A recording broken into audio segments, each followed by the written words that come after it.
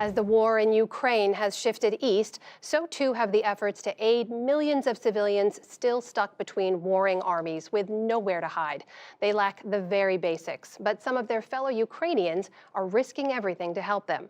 Homegrown heroes delivering food, formula, and sometimes a ride out of the war zone. Special correspondent Willem Marks and videographer Ed Kiernan traveled the fraught lifelines in eastern Ukraine. The grocery stores in Dnipro, just 2 hours from the front line, remain full of food. And Karina Bakholdina may well be their best customer. Every day she fills carts with baby formula, diapers and yogurt. Yet not for her own family, for total strangers. On this Monday, the bill around $750.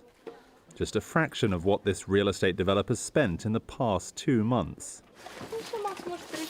Working with other local volunteers to load up vans and cars with crucial supplies, the start of a long, difficult and complex journey.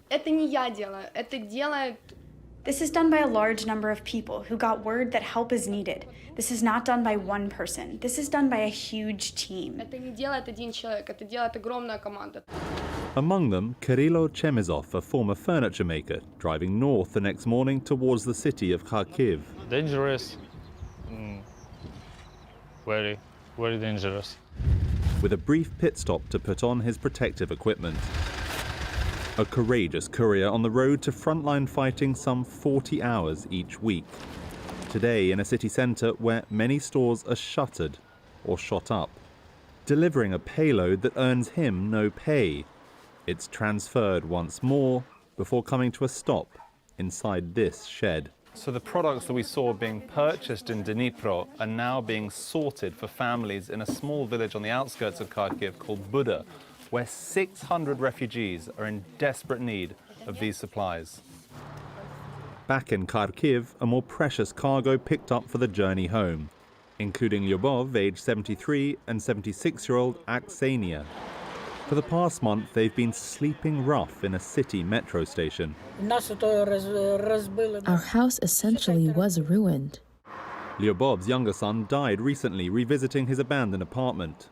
She's been told she can bury him one day after the war. They cremated him. Nobody was allowed in the cemetery because of the shelling that started everywhere. His brother left his urn in the garage. As shells kept falling on the city's outskirts, a handful more hitched a ride to relative safety in Dnipro, where Karina established a refugee shelter earlier this month in just 2 days. They don't want to leave their homes. They're afraid that they will not return. They fear their apartments will be looted. They're very afraid of this. Toddlers, tweens, worried women, calling friends and family, watching news of the war. They only start feeling better when they have some warm food, some tea.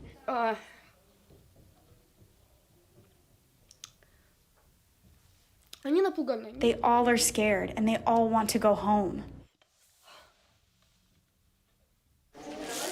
This converted office block now houses almost 200 Ukrainians helping Ukrainians.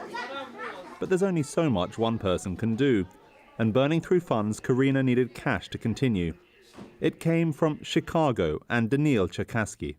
Once you meet Karina, I don't think you have any doubts about supporting her and seeing the work that she does so selflessly.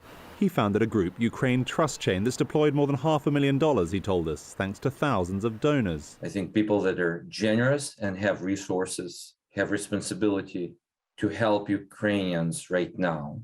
Governments direct help in a very specific way. And I think it's important for private citizens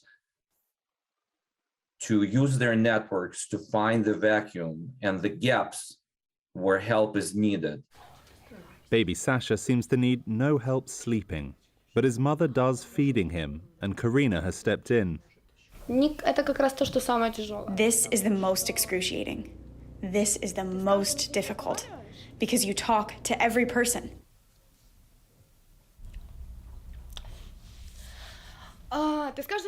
You talk to every one of them, and each person has their own story.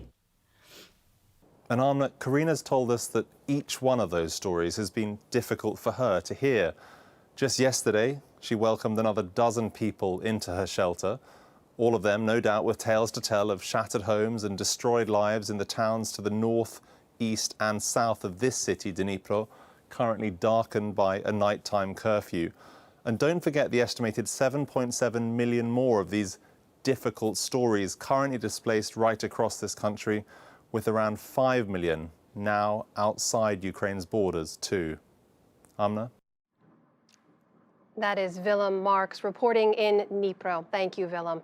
And the NewsHour's coverage of the war in Ukraine is supported in partnership with the Pulitzer Center.